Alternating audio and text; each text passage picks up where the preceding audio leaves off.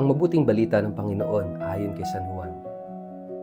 Ngunit ngayon pupunta na ako sa nagsugos sa akin, at wala ni isa man sa inyo ang nagtatanong kung saan ako pupunta. Ngayon sinabi ko na sa inyo, lubha naman kayong nalungkot. Subalit sinasabi ko sa inyo ang katotohanan, ang pag-alis ko ay sa ikabubuti ninyo, sapagkat hindi paparito sa inyo ang patnubay kung hindi ako aalis. Ngunit pag-alis ko, isusugo ko siya sa inyo. Pagdating niya ay kanyang patutunayan na mali ang mga taga-sanlibutan tungkol sa kasalanan, tungkol sa katwiran, at tungkol sa paghatol ng Diyos. Patutunayan niya ang tungkol sa kanilang kasalanan sapagkat hindi sila naniwala sa akin. Patutunayan niya ang tungkol sa katuwiran sapagkat ako'y pupunta na sa Ama at hindi na ninyo makikita.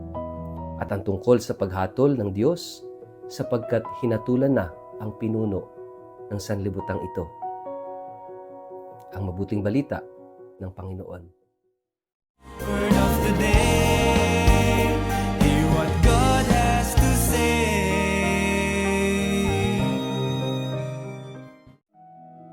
Mapagpalang araw po sa inyong lahat. Kumusta po kayo?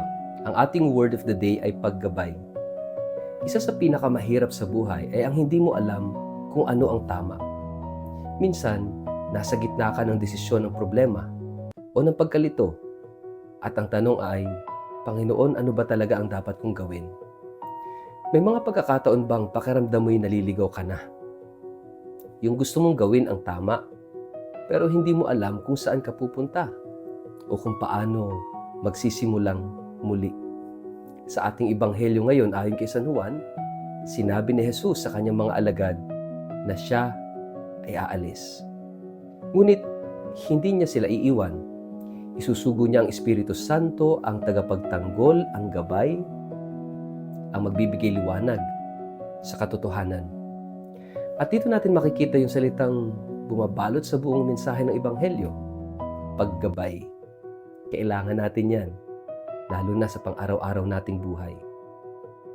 Nalungkot ang mga alagad nang sabihin ni Jesus na siya aalis. Natural lamang yun. Kapag mahal mo ang isang tao, natatakot kang mawalan ng kasama, natatakot kang maiwan. Pero sinabi ni Jesus, makabubuti sa inyo na ako'y umalis. Parang mahirap paniwalaan.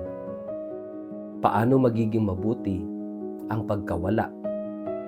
Ngunit ipinaliwanag niya, dahil kapag siya ay umalis, darating ang Espiritu Santo.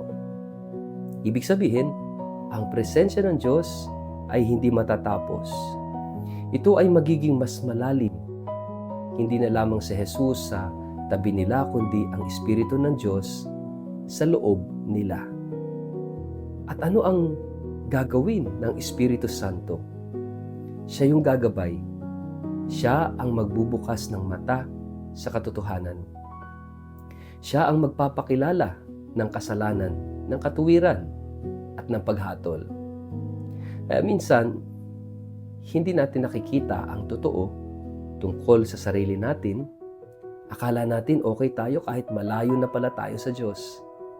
Kaya kailangan natin ng Espiritu Santo, hindi upang husgahan tayo, kundi upang gabayan tayo pabalik sa tama. Ang paggabay ng Diyos ay hindi laging madali. Minsan, kinokorek niya tayo. Minsan, inilalantad niya ang mga bagay na ayaw nating harapin. Pero ginagawa niya ito dahil mahal niya tayo. Mahal niya tayo. Tulad ng isang mabuting gabay, hindi niya tayo hinahayaang manatiling naliligaw. Kaya nga ito yung napakahalagang katotohanan. Ang mga sandaling pakiramdam natin ay nawawala ang Diyos, ay maaaring mga sandaling mas lalo kanyang ginagabayan. Minsan kasi gusto natin ng malinaw kaagad na sagot. Gusto natin ng direksyon na walang paghihintay. Pero madalas ang paggabay ng Diyos ay nangyayari sa proseso. Sa katahimikan, sa pagdarasal, sa mga pagkakamali na nagtuturo sa atin, sa mga pagsubok na nagpapalalim sa ating pananampalataya. Kaya ang tanong ay hindi nasaan ang Diyos, kundi handa ba akong magpagabay sa Kanya? Mga kapatid, dahil may mga taong gusto ng tulong ng Diyos, pero ayaw magpatama. Gusto ng liwanag, pero ayaw iwan ang dilim. Ang tunay na paggabay ay nangangailangan ng pagpapakumbaba at ng pagtitiwala. Mga kapatid, ngayong tayo ay nasa panahon pa rin ng Pasko o ng muling pagkabuhay ng ating Panginoong Hesus, tayo ay inaanyayahan ng Diyos na magpagabay sa Espiritu Santo. Kapag ikaw ay nalilito, manalangin ka. Kapag ikaw ay natatakot, makinig ka. Kapag ikaw ay nagkakamali, magpakumbaba ka. Huwag mong piliting ikaw ang may kontrol sa lahat. Hindi mangyayari yon. Hayaan mong ang Diyos ang siyang gumabay sa buhay mo. Maglaan ka ng oras araw-araw sa katahimikan, makinig ka sa salita ng Diyos, at itanong mo lagi, Espiritu Santo, saan mo ako inaakay? Dahil ang buhay na ginagabayan ng Diyos ay maaaring hindi laging madali, pero ito ay laging may direksyon at may kahulugan. Mga kapatid, sama-sama tayong magnilay. Sa anong bahagi ng ating buhay tayo nahihirapang magpagabay sa Espiritu Santo? At bakit kaya? Sa ngalan ng Ama at ng Anak at ng Espiritu Santo. Amen. Espiritu Santo, ikaw ang aming gabay at liwanag.